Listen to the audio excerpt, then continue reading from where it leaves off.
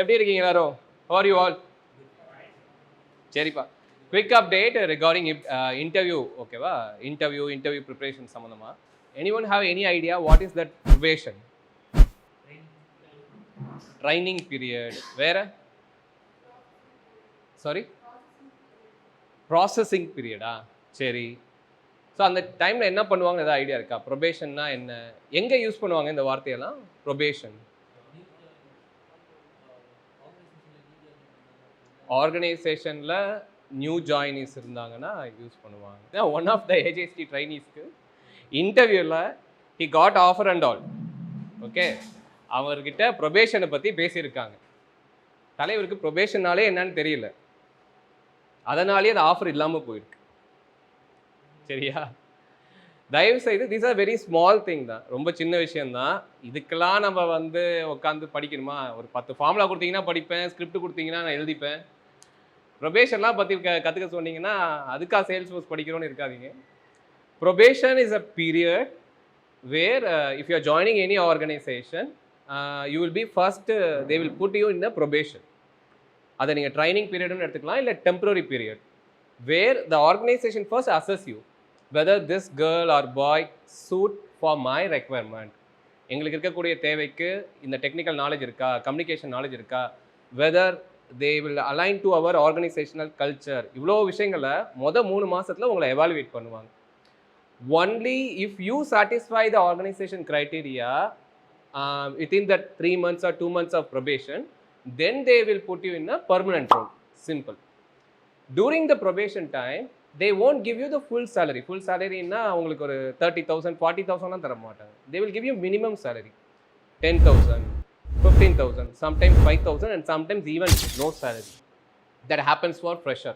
So one of the trainee இது தெரியாம வேற ஏதோ பேசி over the period of time இல்லை இவருக்கு புக்கை விட்டா வேற நாலேஜே இல்லை அப்படிங்கிறத டிசைட் பண்ணி அந்த ஆஃபரே cancel.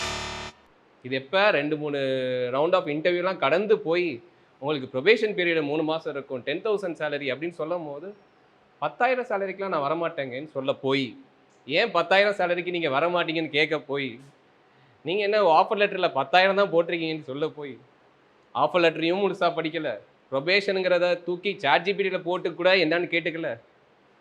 It's a sorry state of many பீப்புள்ப்பா.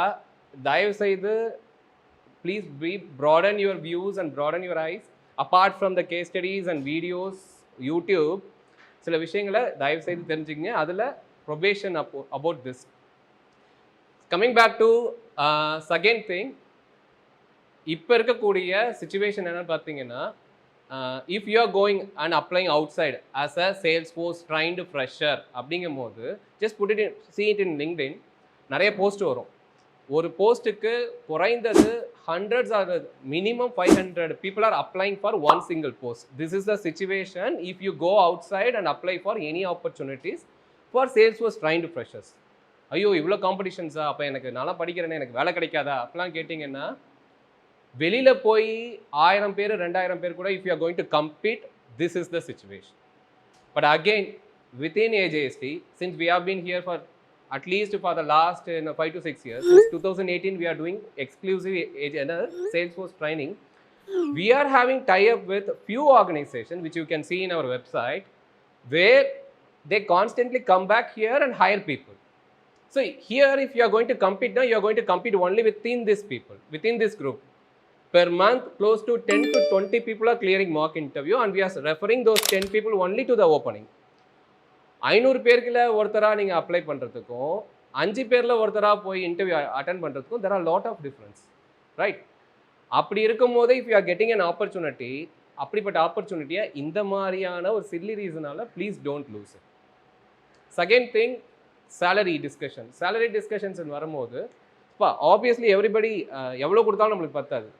1 கோடி ரூபா சேலரி தரேன், அடுத்த 2 கோடி தரேன்னா கூட எனக்கு 2 கோடி தான் முக்கியம்னு சொல்லிட்டு 1 கோடி விடக்கூடிய ஆட்கள் தான் நம்ம ஆட்கள், இன்க்ளூடிங் மீ.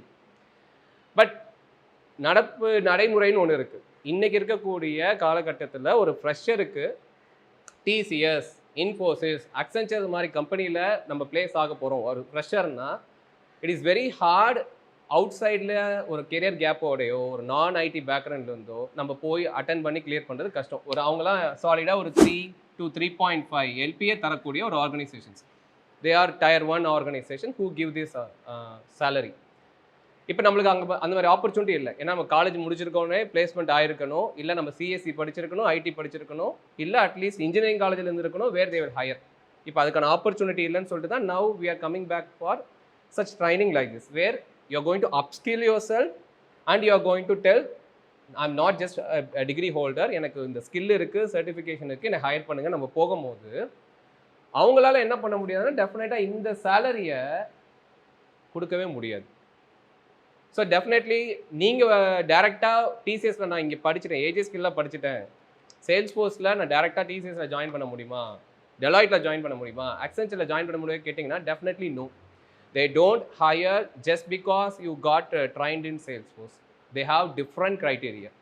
நீங்கள் பி முடிச்சிருக்கணும், கம்ப்யூட்டர் சயின்ஸில் வந்திருக்கணும், 7.5 என்னது சிஜிபிஏ வச்சுருக்கணும், 12th 75% வச்சுருக்கணும், இவ்வளோ விஷயங்கள் இருக்குது டு கெட் இன் டு அந்த மாதிரி ஆர்கனைசேஷன். பட் நான் எப்படிங்க அந்த ஆர்கனைசேஷன் போகலான்னா, you have to work for any start up organisation. Go work for 1 year to minimum ஒரு 3 years எக்ஸ்பீரியன்ஸ் இருந்தால் தான் இந்த மாதிரியான பெரிய ஆர்கனைசேஷன் உங்களுக்கு என்ன பண்ணுவாங்கன்னா consider your profile. Okay, you are having experience. When you are having experience they don't consider about your இந்த எஜுகேஷன் அதெல்லாம் பார்க்க போகிறது கிடையாது. அப்போ நீங்கள் இந்த மாதிரி பெரிய ஆர்கனைசேஷனை கண்டிப்பாக போகலாம். அப்போ 4 LPA 8 LPA 10 LPA தாராளமாக எதிர்பாருங்க, கிடைக்கும்.